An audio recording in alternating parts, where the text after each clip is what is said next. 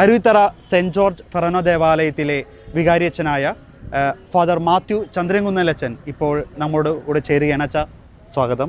ക്ഷമിച്ചുതരട്ടെ.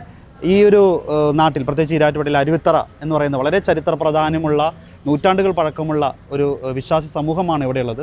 ഒപ്പം ഇവിടുത്തെ അത്ഭുത സ്ഥിതിയുള്ള വല്യച്ഛൻ വിശുദ്ധ ഗീവർഗീസ് സഹോദര രൂപവും ഏറെ പ്രാധാന്യം അറിയിക്കുകയാണ്. അപ്പോൾ ഈ ഒരു നോമ്പ് കാലഘട്ടത്തിൽ ഈ കുരിശുമലകളെക്കുറിച്ച് നമ്മൾ ചെയ്യുമ്പോൾ ചില പ്രധാനമായി പറയാനുള്ളത് എന്താണ്?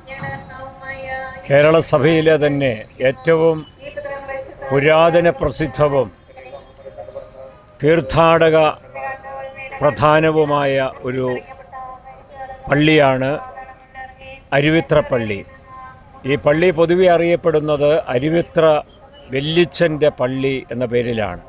സെൻറ്റ് ജോർജ് എന്നൊക്കെ സാങ്കേതികമായി മേൽവിലാസത്തിൽ പറയുമെങ്കിലും ഭക്തരെല്ലാം അരുവിത്ര വല്യച്ഛൻ്റെ പള്ളി എന്നാണ് പറയുന്നത്. രൂപതയുടെ രേഖകളിൽ AD 151 സ്ഥാപിതമായ പള്ളിയാണിത്.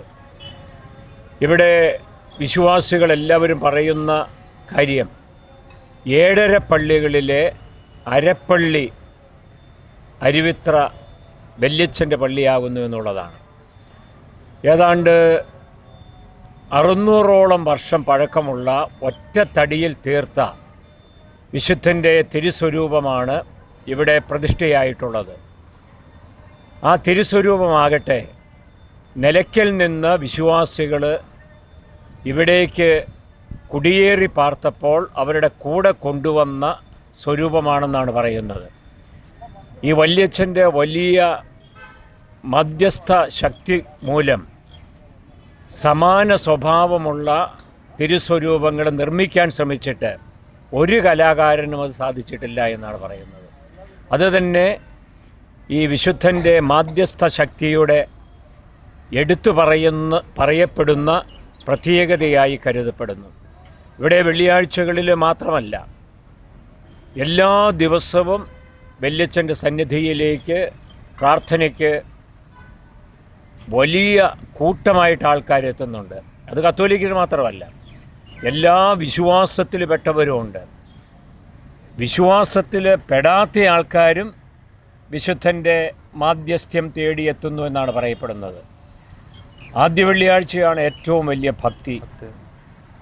അതിന് പുറമെ നോമ്പിലെ 50 ദിവസവും ഇവിടെ നിന്ന് വലിയച്ഛൻ മലയിലേക്ക് ജപമാല പ്രദക്ഷിണമുണ്ട്.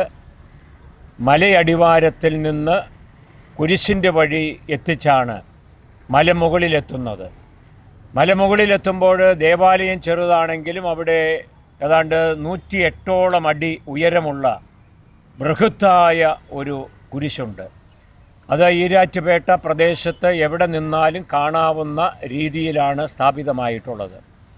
വലിയ ഭക്തജന പ്രവാഹമാണ് നോമ്പുകാലത്തുള്ളത്.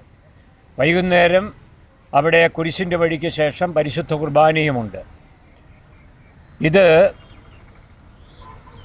ജനങ്ങളെ വലിയ തോതിൽ വിശ്വാസത്തിൽ ആഴപ്പെടുത്തുന്നതിന് സഹായിക്കുന്നുണ്ട് എന്നുള്ളതാണ് സത്യം. വിശ്വാസം കുറയുന്നു, പല കാരണങ്ങളുടെ പേരിൽ ദൈവത്തിൽ നിന്ന്, സഭയിൽ നിന്നൊക്കെ ആളുകൾ അകലുന്നു എന്ന് പറയുന്നവർക്ക് ഉത്തരമാണ് ഇവിടുത്തെ തീർത്ഥാടകരുടെ സാന്നിധ്യം എന്നുള്ളതാണ് എടുത്തു പറയാൻ ആഗ്രഹിക്കുന്ന കാര്യം.